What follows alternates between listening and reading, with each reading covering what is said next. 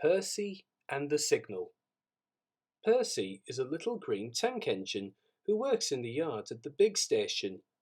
He is a funny little engine and loves playing jokes. These jokes sometimes get him into trouble.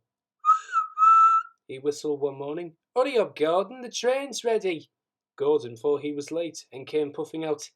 "Ha ha ha," laughed Percy and showed him a train of dirty coal trucks. Gordon didn't go back to the shed. He stayed on a siding, thinking how to pay Percy out. "Stay in the shed today," squeaked Percy to James. "The Fat Controller will come and see you." James was a conceited engine. "Ah," he thought, "the Fat Controller knows I'm a fine engine, ready for anything. He wants me to pull a special train." So James stayed where he was, and nothing his driver and fireman could do to make him move. But the Fat Controller never came, and the other engines grumbled dreadfully. They had to do James's work as well as their own. At last an inspector came. "Your wheel today, James," he said crossly. "You can't stay here all day." "The Fat Controller told me to stay here," answered James sulkily. "He sent a message this morning." "He did not," reported the inspector. "How could he? He's away for a week." "Oh," said James. "Oh!" And he came out quickly out of the shed. "Where's Percy?" Percy had wisely disappeared. When the Fat Controller came back, he did see James, and Percy too. Both engines wished he hadn't. James and Gordon wanted to pay Percy out, but Percy kept out of their way. One morning, however, he was so excited that he forgot to be careful. "I say, you engines," he bubbled, "I'm to take some trucks to Thomas's Junction. The Fat Controller chose me specially. He must know I'm a really useful engine."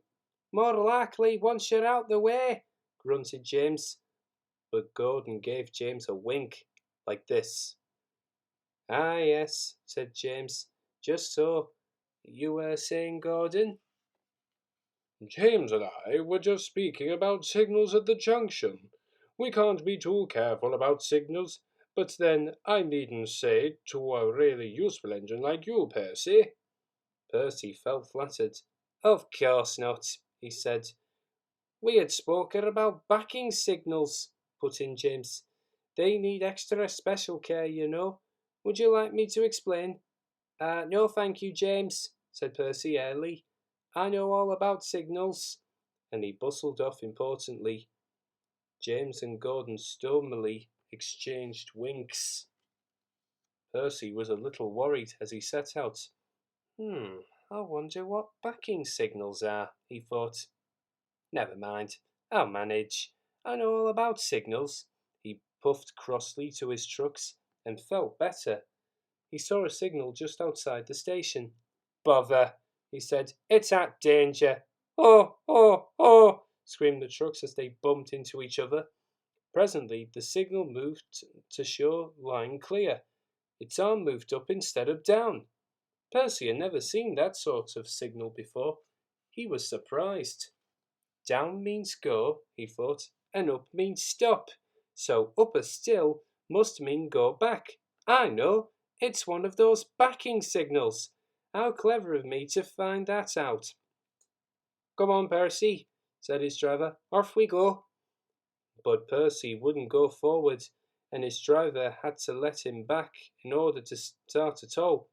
"I am clever," thought Percy. "Even my driver doesn't know about backing signals."